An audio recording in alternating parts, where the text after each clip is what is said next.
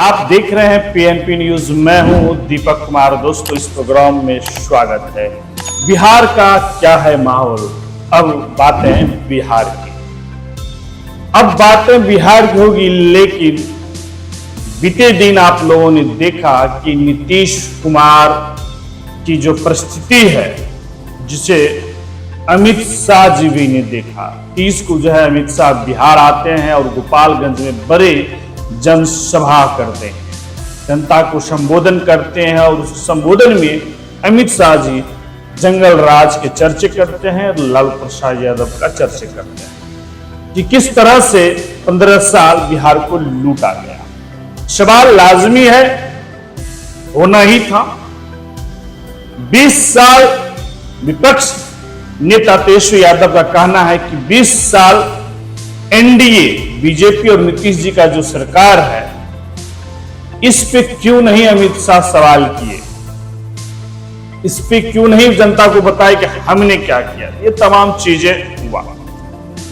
दोस्तों, चुनावी साल है और चुनावी साल में जो है बीजेपी के बड़े बड़े चेहरे, बड़े नेता, इस नेशनल लेवल का नेता बिहार दौरा शुरू हो चुका है। इससे बीते महीने पहले मोदी जी आ चुके हैं, भारत के प्रधानमंत्री। उसके बाद जेपी नड्डा जी भी आए, बीजेपी के राष्ट्रीय अध्यक्ष। अब जो जिसे बीजेपी में चाणक्य और भारत के गृह मंत्री हैं, बीजेपी के बड़े नेता जो बहुत ही सारी चीज अधिकतर निर्णय करते हैं, अमित शाह जी आए। और अमित शाह जी जिस तरह से उनकी जो तेवर है, उनके जो तरीका है अपने जनता से रूबरू होने का, बातें करने का, वह स्टाइल से उन्होंने किया। और अपने बिहार प्रदेश बीजेपी कार्यालय में उन्होंने मीटिंग किया और अपने तमाम नेताओं को जोश जज्बे के साथ उन्होंने कहा कि इस बार एनडीए 225 पार बहुमत की सरकार बनाएगा।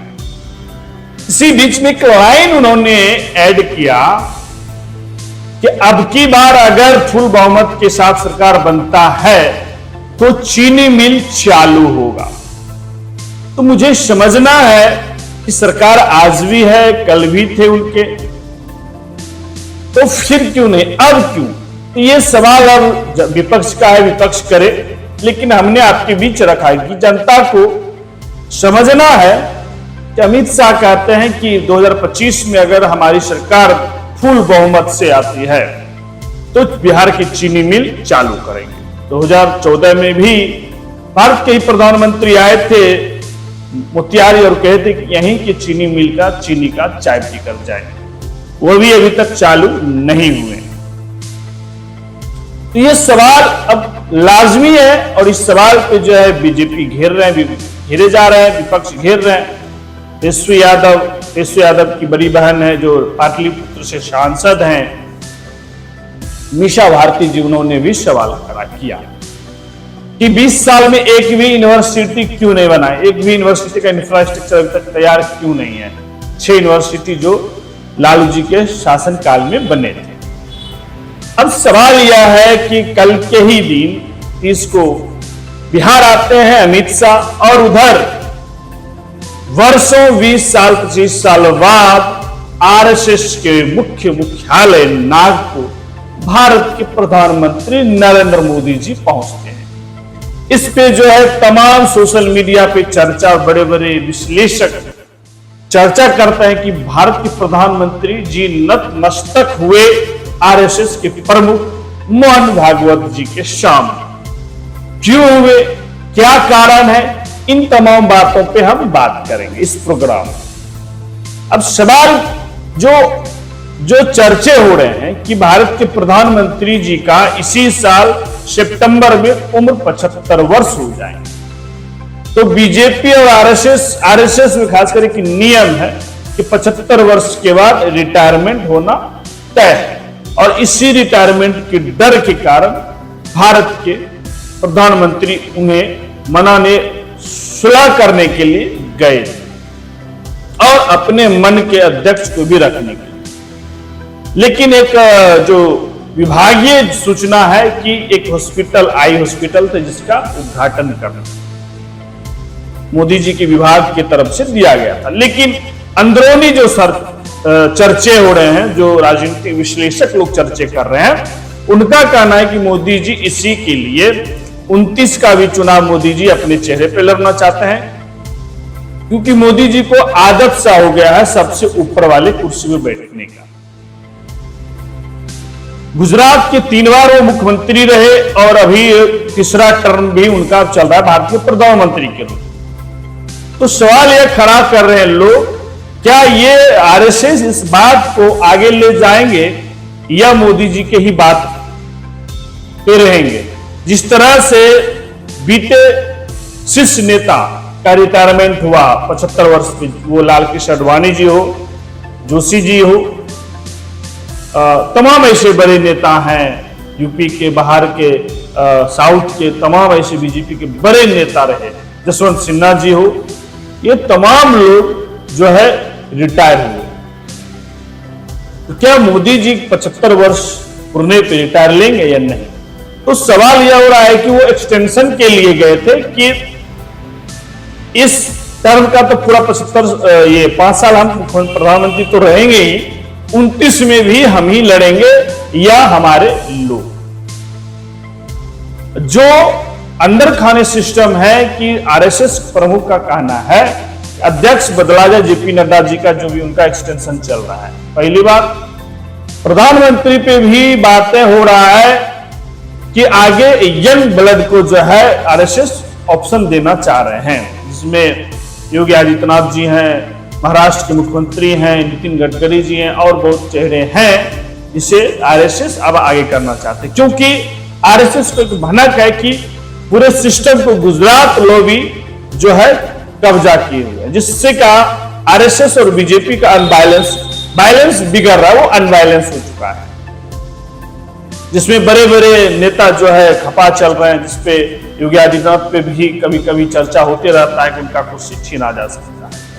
वसुंधरा जी हो गए, राजनाथ सिंह हो गए, ये लोग लुप्त हो रहे हैं क्योंकि नरेंद्र मोदी जी अमित शाह को साथ लेके चले। प्रिंसिपल सेक्रेटरी भी जो है मोदी जी के वो गुजरात के हैं, व्यापारी भी गुजरात के हैं, मंत्रालय में कुछ लोग गुजरात के हैं, मतलब तमाम लोग गुजरात के हैं। अपने सिस्टम के हिसाब से मोदी जी चला रहे। तो ये सवाल अब जो है हो रहा है चर्चा कि क्यों गए आरएसएस, इतने वर्ष नहीं गए, आज क्यों गए? ये अब चर्चा ये हो रहा है कि मोदी जी को एक्सटेंशन चाहिए। तो क्या लगता है ये सुलह हुआ या आगे क्या होने वाला है? ये तमाम चीजें पे आप लोग भी नजर रखिए। अब आइए हम लोग बात करते हैं बिहार में। बिहार पे चुनाव को लेकर अमित शाह ने क्लियर स्टैंड किया, विपक्ष को जवाब दे दिया कि बिहार में एनडीए जो चुनाव लड़ेंगे वो मोदी जी और नीतीश कुमार के ही चेहरे पे हम लोग बिहार का विधानसभा चुनाव लड़ेंगे, ये फाइनल। लेकिन एक सब ट्विस्ट रह गया, क्या नीतीश कुमार फुल टर्म मुख्यमंत्री भी रहेंगे? क्लियर है, लेकिन अमित शाह जिस तरह से वो गोपालगंज में हो या यहां पटना के सभागार में हो, वहां भी उन्होंने कहा कि मोदी जी और नीतीश जी हमारे मुख्य चेहरे हैं, उन्हीं के चेहरे पे चुनाव बिहार का लड़ा जाएगा और हम लोग फुल बहुमत 25 में 2025 पार सीट लाएंगे।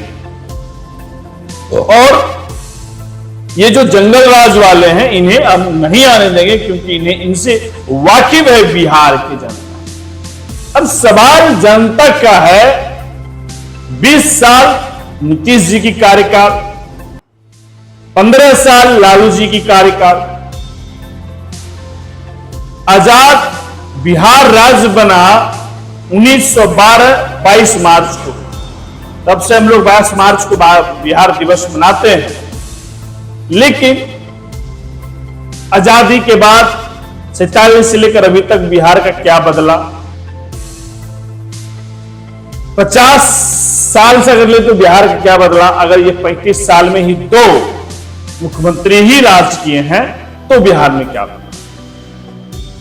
बिहार में विकास हुआ, बिल्डिंग बने, हॉस्पिटल बने, स्कूल बने, इंफ्रास्ट्रक्चर भी बदला, सड़कें बने, बिजली बने, लेकिन तब भी बिहार आज पिछड़े राज्य की गिनती में क्यों आते हैं? आजादी तमाम 10 अगर 2 टर्म 10 साल मनमोहन जी की सरकार नीतीश जी को मिला, 2 टर्म जो है फुल मिल चुका है मोदी जी का, 11वां तीसरा टर्म भी अब चल रहा है मोदी जी का।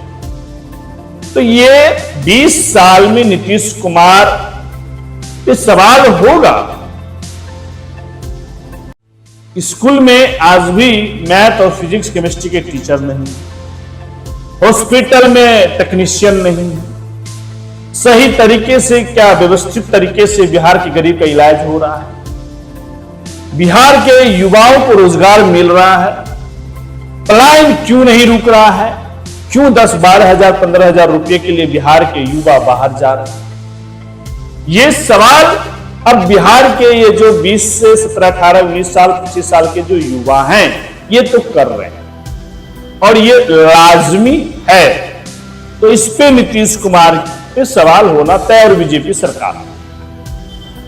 अब बिहार की जनता इस पे तय करेंगे 2025 में। अब आइए एक सवाल ऐड में कर दूं लास्ट, वक्फ बोर्ड पे। वक्फ बोर्ड पे नीतीश कुमार का चुप्पी, चंद्रबाबू नायडू चुप्पी, चिराग पासवान का चुप्पी, ये तमाम चीजें, क्योंकि आज ईद है, ईद खत्म हो रहा है, ईद के बाद अमित शाह सीधे ने कहा कि इसी सत्र के दौरान जो है वक्फ बिल पास हो जाएगा। अगर पास होगा तो इन लोगों का खटिया क्या खड़ा होगा, क्योंकि ये लोग मुस्लिम वोट पे भी आधारित हैं। तो ये अब इनके लिए भी बड़ा टेंशन है। अगर ये बदलते हैं तो बीजेपी के लिए बड़ा टेंशन है, बड़ा सवाल है दोस्तों। तो 2-3 मुद्दे मैंने आपके बीच रखा। मोदी जी के लिए भी टेंशन, उनको एक्सटेंशन मिलेगा या नहीं। बिहार में नीतीश कुमार सीएम चेहरे होंगे, अमित शाह ने क्लियर किया है। अब देखिए विपक्ष को जवाब मिला है। बिहार की जनता का सवाल मैंने रखा, 20 साल में बिहार का कहां है और किस जगह है पूरे देश में पोजीशन। ये अब सवाल वक्फ बोर्ड पे भी है। मुस्लिम मतदाता क्या करेंगे अगर वक्फ बोर्ड का बिल का संशोधन पास होता है? तो देश के मुस्लिम और बिहार के भी मुस्लिम जनता के लिए ये बड़ा घड़ी है। और विपक्ष एनडीए के भी घटक दल जो हैं सहयोगी, उनके लिए भी बड़ा प्रश्न चिन्ह खड़ा हो रहा है। तो दोस्तों आप लोग का क्या राय है, अपना राय प्रतिक्रिया जरूर दीजिएगा। हमारे चैनल पे अगर आप लोग नए हैं तो चैनल को सब्सक्राइब करिए, सहयोग करिए। वीडियो अच्छा लगे तो ज्यादा से ज्यादा शेयर करिए, लाइक करिए। मैं आपका भाई दीपक कुमार, धन्यवाद।